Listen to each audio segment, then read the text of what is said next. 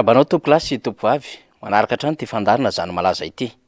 Hifatoka amin'ny tontolo ara-toe-karena isika, ka ny fomba fitantanana ny volam-panjakana no iavian'ny adevitsika amin'ity alina ity.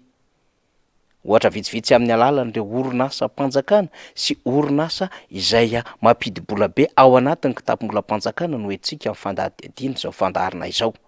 Raisintsika manokana an'izany ohatra ny QMM, ny JIRAMA, ny CNAPS. Eny hatramin'ny tontolo ny vokatra fanondrana eto Madagasikara no hitondrantsika ny fanadihadiana amin'izao zany malaza izao. Tokony ho tanjaka ara-toe-karena ho an'i Madagasikara izay amin'ny vanim-potoana mihasarotra sy mahatery ny toe-karem-pirenena dia fitsanganana reto orinasa telo reto manodina ny tontolo ara-toe-karena dia mama amin'ny ampahany ihany ireo olona samihafa diavin'ny firenena amin'izao fotoana izao. Inona moa tiantsika resahana amin'izany fa ny zava-misy iainana ao anatin'ny orinasa QMM amin'izao fotoana izao, satria dia na tiana na tsy tiana misy apam-bola izay arotsaka noho ny hetra hifanarahan'ny orinasa QMM sy ny fitondram-panjakana makany amin'ny fitondram-panjakana ka mivantana amin'ny kitapo-bolam-panjakana. Ary misy ihany koa ny fanomezana asa sy ireo fisasahana amin'ny alalan'ireo tombom-barotra samihafa izay tokony anjara ny fitondram-panjakana malagasy amin'izany asa vokariny izany orinasa QMM zany. Zava-misy nefa amin'izao fotoana izao ary fantatry ny rehetra dia ny olana eo amin'ny QMM sy ireo vahoaka any an-toerana. Efa naharitra taona roa izay ny olana no sedrainy izany orinasa izany sy ny mponina tany an-toerana. Tsy iverenantsika ny zava-misy tamin'izany fotoana andro izany fa raha ny zava-misy amin'izao fotoana izao dia ahafahantsika miresaka fa tena mila vahaolana izany orinasa QMM zany satria ny omaly dia maromaro ireo naratra ary voalaza mihitsy aza fa ampolony maro no nisamborina vokatry ny fifandonana teo amin'ny tandro filaminana sy ireo vahoaka izay nanao sakana ary maneho ny tsy fahafaliana momba izany orinasa izany. Iza tokoa mahazo tombony raha toa ka mikatona ny QMM izay mitondra vola miditra ho an'ny toe-karem-pirenena malagasy satria mivantana any amin'ny kitapo-bolam-panjakana hoy isika ny vola izay arotsaky ny QMM sy hifampizarana amin'ny fitondram-panjakana malagasy. Misy fahafaliana nefa ny vahoaka izay voalaza fa tsy faly amin'ireo fomba fiara-miasa amin'ity orinasa ity. Voalaza tamin'izany fa tsy voahaja ireo fandaminana napetraka tamin'izany ka niverina indray ny raharaha amin'izao fotoana izao. Ka raha toa ka misy ny fikatona ny tony orinasa tony na tsy afa-miodiny ty orinasa tony dia misy fandringana zany amin'ny toe-karem-pirenena satria dia mety hampisatra ny fomba fitsinjarana amin'izay tokony anjara ny fitondram-panjakana malagasy mba hahafahana manodina ny tontolo ara-toe-karena. Maivana dia maivana manko amin'izao fotoana izao ny vola ao anatin'ny kitapo-bolam-panjakana amin'ny alalan'ny hetra na io hetra mivantana izay angonina ato anaty na io amin'ny alalan'ny ladoany ka tsy ahafahana mametraka tsara atsakany sy andavany ny vola miditra na ny recette mihoatra ny fandaninana ny dépense. Izany dia mitaky ny famatsim-bola avy amin'ny mpamatsy vola aide budgétaire raha miresaka tsika ny kitapo-bolam-panjakana ary mitaky ihany koa ny fandoavan'ireo orinasa vaventy ny vola fandrotsana ho an'ny fitondram-panjakana izay anjara tao anatin'ny fanarahana ka anisan'ny mpandrosa-bola betsaka amin'izany ny orinasa Ambatovy sy ny QMM ohatra izay resahantsika izay. Misy fiantraikany izany satria ny tontolo ara-toe-karena mihitsy ny kofina sy tsy tafahodina raha toa ka misy ny olana sedrainy ny orinasa izay lehibe tahaky ny QMM toy izao. Dikany tsy maintsy vahaolana aingana nokarohana. Zany aza nefa dia ny tension amin'ny alalan'ny faharatrana sy fisamborana vahoaka dia miteraka tsy filaminana ara-tsosialy ary miteraka ihany koa tsy fifampatokisana eo amin'ny orinasa ny fanjakana ary ny vahoaka any an-toerana. Mila lamina zany fantaniana apetratsika amin'izany dia ny amin'ny hoe voalaminy fitondram-panjakana ve izany raharaha izany ary manana vahaolana atolotra amin'izany manana raharaha mainka ve ny eo anivon'ny QMM. Zay ray fa ny orinasa malagasy amin'ny alalan'ny JIRSOANO na ny JIRAMA dia fantatsika amin'izao fotoana izao fa kofina tanteraka ary efa mandady amin'ny tany raha ohatra ka izay no ilazana azy ny fomba fampandehanana ity orinasa ity. Tsy misy manko andro tsy amoahan'ny mpiserasera eo anivon'ny orinasa JIRAMA ny fahatapahana mihodina amin'ny alalan'ny délestage izany, ka ao ny milaza fa manarina, ao no milaza fa misy ny fanamboarana etsero, ao no milaza fa misy ireo fikojakojana, ary ao no milaza fa misy reo tsy fahatombana eo amin'ny famatsiana solika sy ny sisa sy ny sisa. Tonga hatramin'ny papango sy resaka vorona aza ny resaka fandamina-tsaina ho an'ity orinasa JIRAMA zay zara fa mihodiny ity amin'izao fotoana izao. Matezitra ny vahoaka malagasy ny fomba fiasa na marimarina kokoa fomba fitantanana izany orinasa mpanjakana izany, ka tsy zarizary ny famatsiana ny angovo sy ny herinaratra ho an'ny isan-tokantrano, indrindra ho an'ireo orinasa lehibe zay manodina asa ary mamelona mpiasa amanetsinetsiny amatapitrisany eto Madagasikara. De miteraka faty antoka zany, ary rehefa miteraka faty antoka zany de miaina ihany koa ny vola tokony hiditra any amin'ny kitapo-bola mpanjakana, satria tsy vao efa atsakany sy andavany ireo zay tokony ho vola haloha sy tokony ho fanafaran'entana zay ahafahana mampanodina asa samihafa ho an'ny eto Madagasikara, satria moa zany tsy mandeha araka ny tokony izy ho sika ny angovo.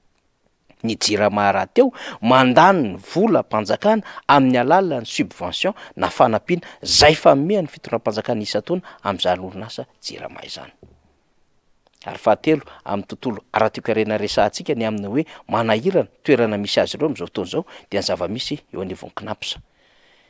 Ny KNAPS na dia azo lazaina raha fa mbola tsy mahatratra ny amin'ny ray tapitrisa any ireo mpikambana ao anatiny, de na tiana na tsy tiana dia misy vola amina miliara marobe mihodina ao anatin'izany KNAPS izany. Misy atsemboana mpiasa ary misy fisotrondrononina mpiasa tokony hozaraina na isa-telo volana, ary tokony misy fitsinjovana mpiasa amina sehatr'asa zay mitaky filana maromaro, na fahasalamana zany na fiahiana ara-piatohana zany, sy ireo latsakemboka zay tokony hiverina makany mpiasa amin'ny alalan'ny fahataperan'ireo asa samihafa ka tokony higokany izany, hisitrahany izany, kanefa dia miahiahy amin'izao fotoana izao ny hoavin'ireo olona rehetra zay mpikambana ao anatin'izany KNAPS izany, ny amin'ny hoe ahoana ho voaloha sa tsy ho voaloha, ary anana ambom-bava mazava ve izany KNAPS izany, raha toa manko ka fantatry ny rehetra fa nisy fahamoam-bola amina miliara tsy hitanono teo anivon'izany orinasa KNAPS izany, ary nahabe resaka fahamoam-bola nalefa tany amin'ny tanàn'Antananarivo, fahamoam-bola tamin'ireo fividianana trano sy tany, ary famoam-bola ihany koa zay nahafahana nanetsina sy nanampy ireo filana samihafa tamina fikambanana sy orinasa hafa zay efa fantatry ny rehetra ny antota-taratasy tamin'ny taona 2024. Izany antota-taratasy izany moa dia nitarika mihitsy ny amin'ny fisamborana ary fanagadrana ny tale jeneraly ny KNAPS sy ny teo anivo ny filan-kevim-pitantanana, kanefa raha ny fantatra de efa tsy hoeta toerana intsony izany nambarantsika izany fa tafapritsaka ny alan'ny Madagasikara. Ny tale jeneraly mpisolo-toerana teo anivon'izany orinasa izany indray, rehefa notendreny fitondram-panjakana ihany, indray amin'izao fotoana izao no voafonja amponja vonjimaika noho ny filazana fa nisy fitantanana tsy mahomby napetrany teo anivon'ity orinasa mpanjakana lehibe ity. Milalao vola 100 miliara izany KNAPS izany, vokatry ny atsembohany ny latsakemboky ny mpiasa izany rehetrarehetra izany, kanefa raha ny vaovao samihafa dia misy manao tantely hafa-drakotra ty orinasa KNAPS ity. De miverina anatin'ny adefitsika hoe tahaky ny fahapotehan'ny orinasa JIRAMA, ny fahapotehan'ny ERMAD sy ireo orinasa maro samihafa eto Madagasikara ve ny lalana izoran'ny KNAPS amin'izao fotoana izao. Tantely hafa-drakotra hoy ny syndicat, fa misy milaza ny aminy hoe ao no ny eritreretana hangalam-bola ho ampiasaina amin'izany lalaon'ny nosy tokony tanterahany eto Madagasikara ny volana août sy septambra 2024 ity. Apetratsika ireo fanontaniana amina orinasa telo lehibe ireo, fa azontsika hitarina zany amin'ny fanodinana ara-toe-karena amin'ny tokony ampidi-bola eto Madagasikara, saingy tsy tafavoaka intsony amin'izao fotoana izao. Lalany makany any efa filière matimaty dia ny lavanilina izany. Tsy mandeha araky ny tokony izy ity filière ity filière ity anefa dia anisany nampidi-bola be ho an'ny fitondram-panjakana satria betsaka manao rapatriement na devise na mampody ny vola vahiny amin'ny alalan'ny fanondranana izany vanila izany. Am'izao fotoana izao anefa dia mitotongana zay tsy izy mividina lavany. Ny haricot-vert aza ny mora noho ny lavany zay tena ariarian'ny Madagasikara. Fototra ny toera Madagasikara zay mpamokatra lavany ary tsara indrindra ny taux de vanilline teo amin'ny sehatra iraisam-pirenena no izany trangan-javatra efa nambarantsika izany dia olana eo amin'ny lafiny fifehezana an-tsena sy ny monopolisation zay efa nambara sy mivazavazan'ireo mpisehatry ny lavany. Misy fiantraikany zany ao anatin'ny kitapom-bola mpanjakana. Ka zay resaka kitapom-bola mpanjakana resahantsika izay tsy ahafahana manodina tsaka ny sain-davantsony ny vola zay ho kirakiraina anaty izany. Tsy gagantsika araka izany raha toa ka efa tafiakatra 5,000 ariary ny euro iray eo amin'ny lanjan'ny vola vahiny mihoatra amin'ny ariary. Dikan'izany hiteraka sondrom-bidim-piainana tsy voafeh izany rehetrarehetra izany ary tsy aharaka intsony fa efa mividy ny vahoaka malagasy rehefa betsaka izay sondrom-bidim-piainana izany.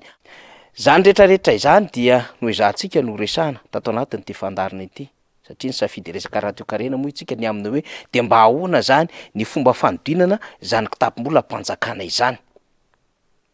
Ny fanjakana raha teo tamin'ity fivoriana ara-potoana voalohany nataon'ny solombambahoaka ity dia ny safidy ny tsy hanao teti-bola mpanjakana na simpantsiana fa naka fepetra hafa zay ny heverin'ny fitondram-panjakana fa afaka andaminana ny kitapom-bola mpanjakana.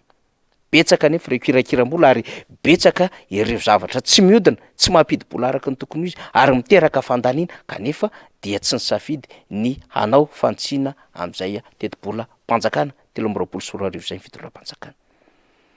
Apetraka an'ireo manam-pahaizana momba ny tontolo ara-toe-karena zany adihevitro zany. Ary apetraka ho an'ireo manam-pahaizana amin'ny fitantanam-bola mpanjakana izany adihevitra izany ny amin'ny hoe iza no afaka manazava ny kitapom-bola mpanjakana mihoatra an'izao olana marobe sedrainy ny fitondram-panjakana malagasy izao. Mendrika hitondrana lafin-kevitra maro izao fandarana novokaritsika momba ny tontolo ny kitapom-bola mpanjakana fandraika amin'ny toe-karena izao. Zany zava-misy, zany malaza, makasitraka tompokolahy, makasitraka tompovavy.